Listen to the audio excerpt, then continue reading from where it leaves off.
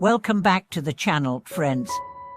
I'm truly grateful you've joined us again as we continue to explore the profound wisdom hidden within the teachings of Buddhism. Today, we confront a difficult and thought-provoking question, one that has stirred the hearts and minds of practitioners for generations. Why is it that even the Buddha, the most enlightened being, cannot save everyone? Why do some people seem beyond help, trapped in suffering, blind to truth, and resistant to change?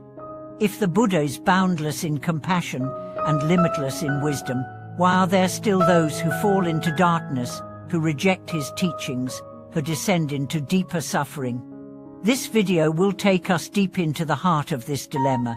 We'll examine the nature of wrong views, misunderstandings that twist our perception of reality, and explore the invisible but powerful chains of karma that bind us to suffering. But most importantly, we'll uncover how understanding this can ignite compassion in us and help us avoid the same traps ourselves. Let us begin with a story. In a small town surrounded by forests and rivers, there lived a man named Chen.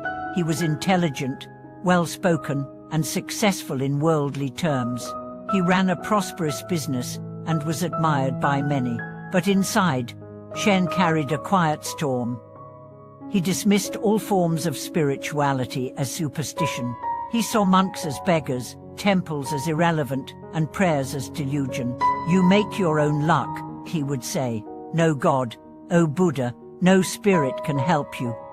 It's all in your hands." His wife, however, was a gentle practitioner of the Dharma. Every morning, she would light incense, chant softly, and meditate before starting her day. She never tried to preach to Chen. She knew his heart was closed. But she held him in her prayers, day after day, hoping that someday he might awaken. Then came a turning point. Chen's business suffered a massive loss due to an unforeseen scandal. Trusted partners betrayed him. He found himself alone, bitter, and spiraling into despair.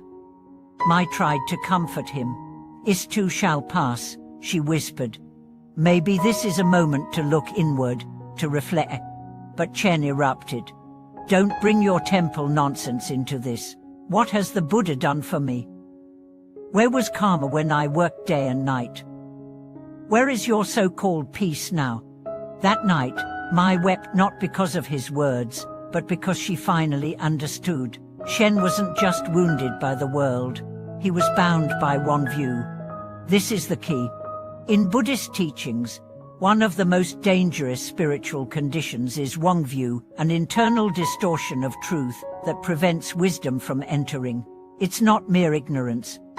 It's a willful rejection of truth. It's when pride blinds the eyes, when attachment closes the ears, when the self clings so tightly to its illusions that no amount of wisdom can get through. Even the Buddha cannot force open a closed heart. Even the most radiant light cannot illuminate a room whose door is sealed from within. This is not a failure of the Buddha. It is a reflection of the law of karma and the sacredness of free will. One view manifests in many forms. It can look like arrogance, "I know better than any teacher." It can look like nihilism, "Nothing matters, so why bother?" It can look like spiritual materialism, "I chant, I meditate, I donate, so I deserve a reward." And it can look like despair, "I am too broken to ever change." All of these are distortions, and like a mirror covered in dust, they reflect nothing clearly. They obscure the path, even when it's right in front of us.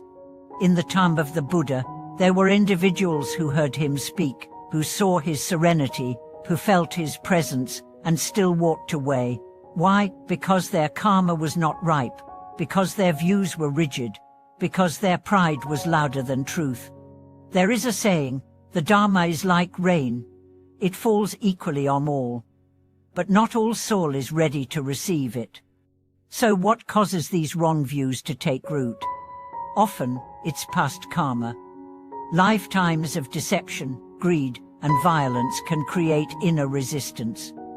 But in this lifetime, it is also reinforced by culture, trauma, and ego.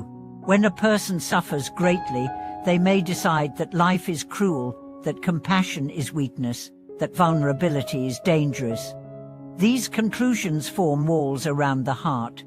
And yet, the Buddha does not abandon anyone.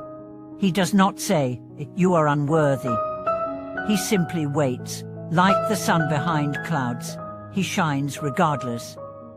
He leaves the door open, he offers the path, but he does not drag anyone forward. This is the paradox of compassion.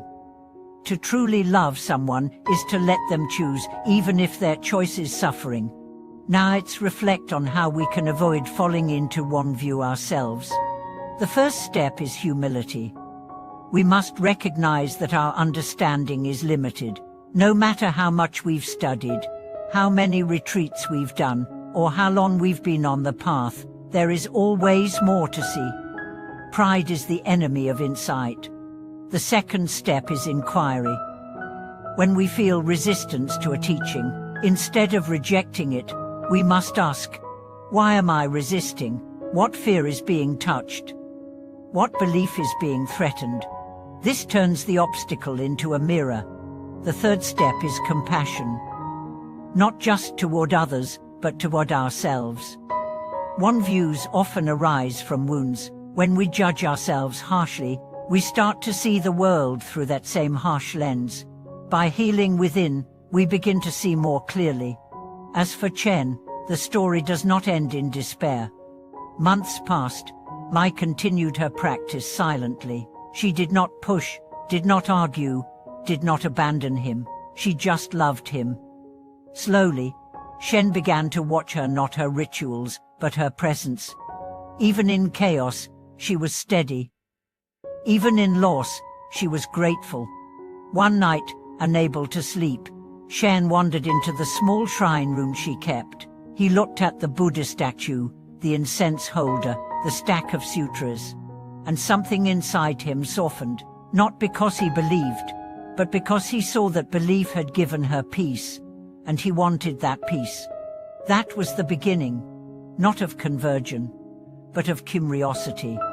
This is how one view begins to dissolve, not with argument, not with force, but with presence. Let us remember this: we cannot save everyone. We are not meant to, but we can be a light, we can be a mirror. We can keep our hearts open so that when another heart begins to crack, they know where to turn.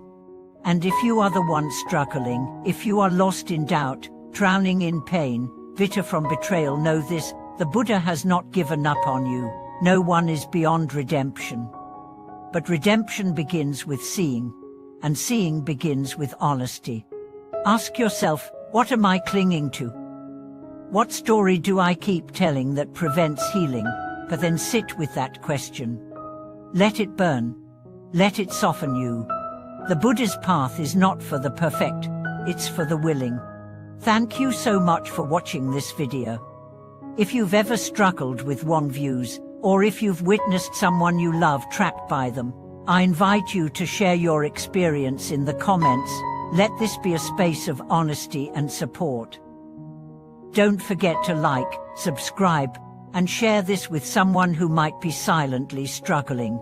Until next time, may clarity guide your steps, may compassion soften your heart, and may the light of the Dharma reach even the darkest corners.